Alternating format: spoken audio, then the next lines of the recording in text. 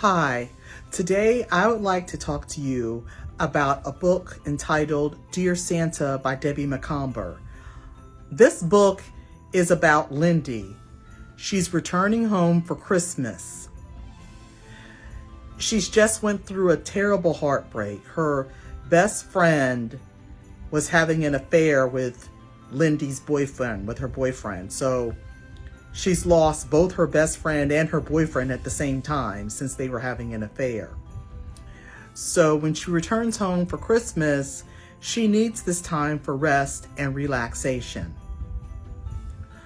So when she comes home, what's unusual is that her mom gives her a box of letters that she's written to Santa. And she reads through the letters.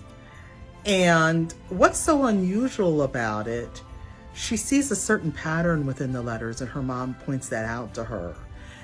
And she also wishes ill will or something negative towards one of her schoolmates. And this particular schoolmate is actually not very nice to her. So I don't want to give too many details of the book away, but she ends up encountering this schoolmate when she goes out to eat at a restaurant with a friend of hers.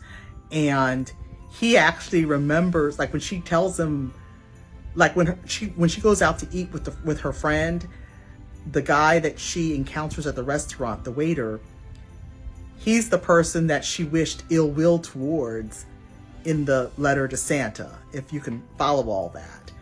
And when her friend Peggy tells him about the letter that Lindy, the main character, wrote, he gets a little bit annoyed because that was a bad Christmas for him. So that's the setup for this story.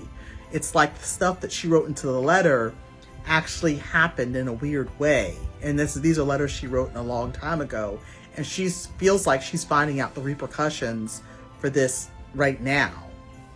Also, she reconnects with a friend of hers named Peggy. And I could really relate to this. Peggy is African American, and when she first moved to the area, she was one of the few African Americans living there. And Lindy actually befriended Peggy because no one wanted to befriend Peggy because she was African American. I can relate to that because I was in a similar situation as a child. I moved to an all-white area when I was 10, and there was a lot of racial slurs thrown my way, and it was hard to make friends because a lot of people in the area had never been around an African American person before, which is strange, but it happens. So I could relate to those characters. So another thing that happened in the story that was really kind of cute, it kind of alluded to the fact that Santa was real, if that makes any sense, because her friend Billy, the one that was mad at her initially, they actually end up, speaking and like hanging out together. And she actually goes to see Santa, and she even writes a letter to Santa as an adult. So I liked how she reconnected with her friend Peggy, and I liked how her and Billy sort of reconnected. And having Santa in the story was really cute because you're right, you're reading about adults, not children. So I highly recommend this book. It's a cute Christmas story. It's very sweet, and it's very different since you have Santa in the story, and it actually alludes that he is real because she actually goes to visit Santa the way a child would visit Santa, and they actually talk, and it appears that Santa actually even knows who she is, which is a different aspect that you normally don't see in a story, with adults, pertaining to Santa. This book reminded me of a movie. I don't know if you've seen the movie on Netflix, I Believe in Santa. This book reminds me of that because the movie I Believe in Santa, I believe that's the title of it. I'll look up the title and put it in the comments to make sure that's the correct one. But the man in I Believe in Santa actually believes in Santa. He's a grown man, and he's a lawyer. And he actually believes that Santa exists. He thinks that Santa brings gifts to children that are up to 10 years old. And in the movie, it's actual big conflict between him and the heroine. So you should check out that movie. If you like Christmas movies, check out the movie on Netflix, I Believe in Santa. And also read the book, read Dear Santa by Debbie Macomber if you like Christmas, short Christmas stories. And I don't believe it was very long. I can't remember how long it was. I read it on my Kindle, so I'll leave the book cover up here because I read on my Kindle for the most part. And if you like Christmas stories, you should check out my stories. All of them are wonderful. All of them are wonderful. I have Cinnamon Kisses, Rocky Road Dreams, Sugar and Spice, and Loving Luke.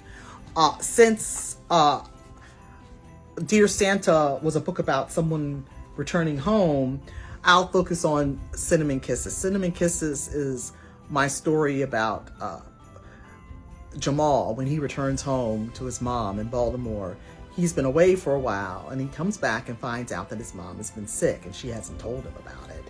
And he reconnects with Kelly, his childhood sweetheart. Both of them are going through a lot right now, major changes. But Jamal has a dream and Kelly can help him fulfill that dream. He needs her help. So during the Christmas season, as they work to feed the homeless, they work together towards Jamal's goals. So you should read this book. It's got so many great reviews on Amazon. You will love it. I guarantee you'll love it. You'll love all my Christmas stories. But this one is, I guess, somewhat similar to Dear Santa.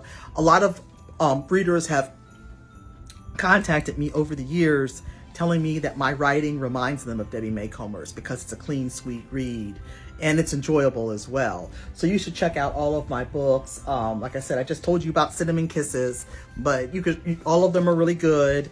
Rocky Road Dreams is my personal favorite, so check them out, and I hope you have a pleasant day.